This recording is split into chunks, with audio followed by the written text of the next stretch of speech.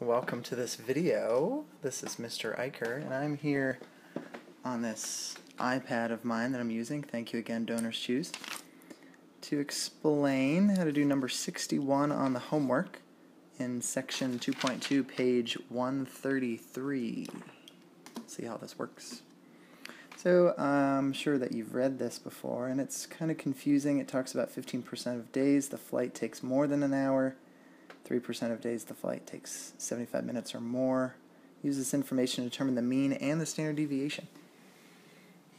So how in the world are we going to approach this? Well, we're told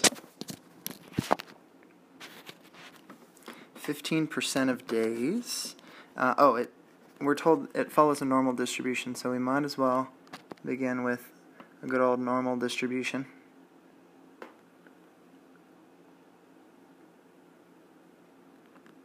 Wow, that's nice.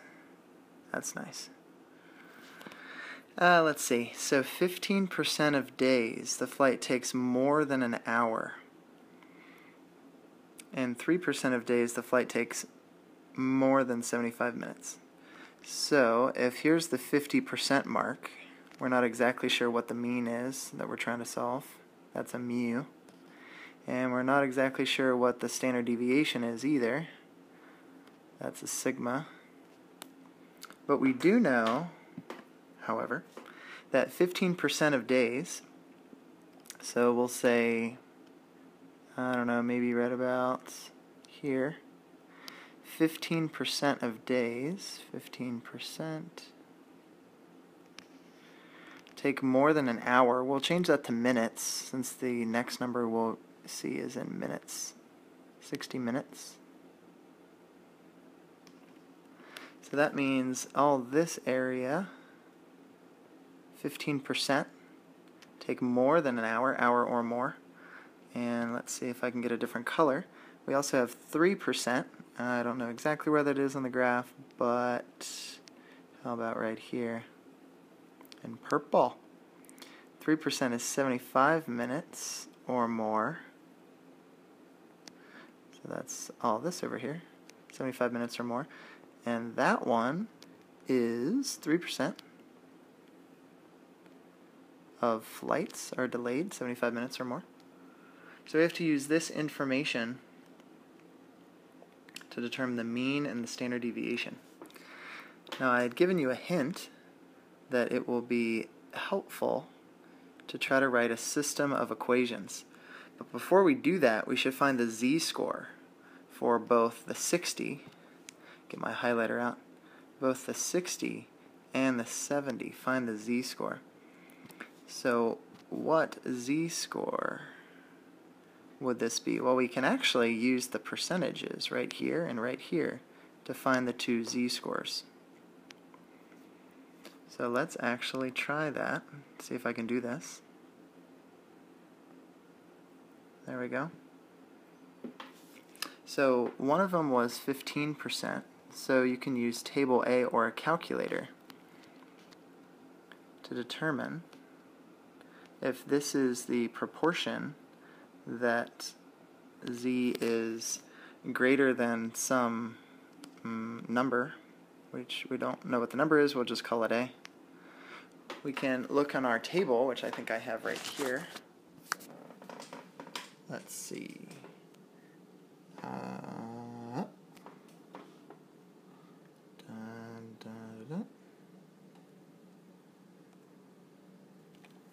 Here we go. That one. So 15%.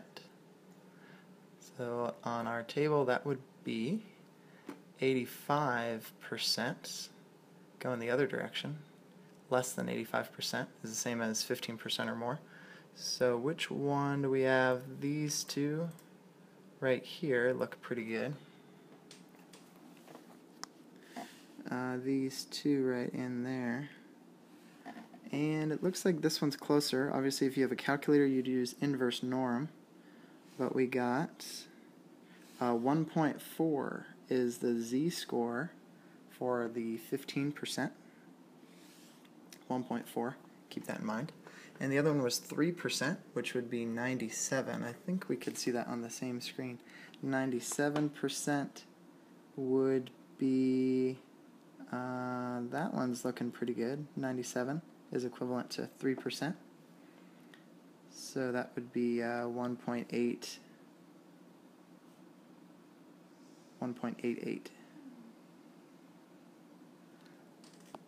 So those are our two z-scores. So if we go back, I'm not sure if I'll be able to access that page again, but that's how things work.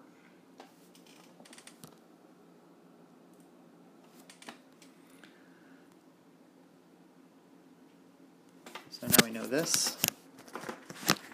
1.04 was the z-score that corresponded to the 15%.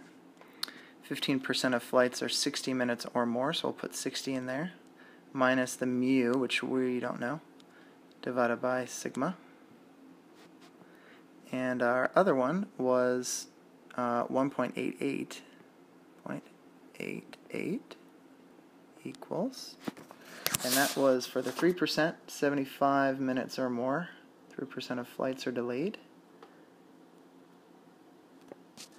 That's the standardizing formula. So now we have two formulas, two simultaneous formulas. This mu over here in sigma is the exact same mu and sigma as the one over here. So we can write a system of equations.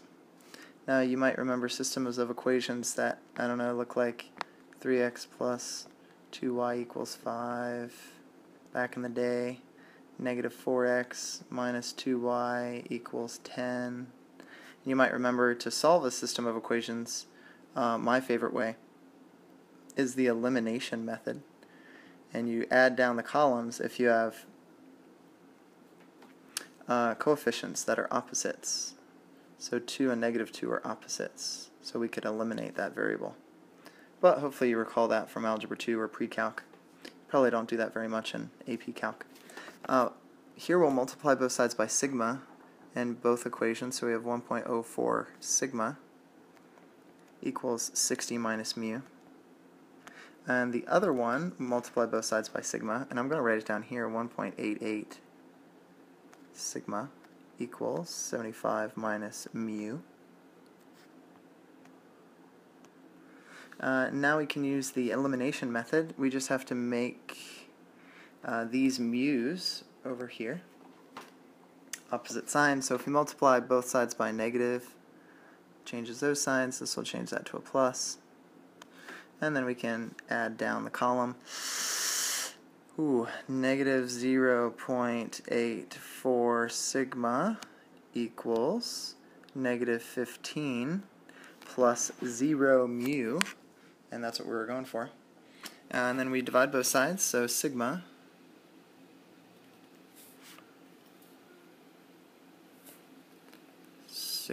equals negative 15 divided by negative 0.84. Do a little calculator action, you get sigma is 17.85 minutes. So the standard deviation is that number, and the back of the book would agree. That's always encouraging. And to find the mean, hopefully you remember that, you plug this number,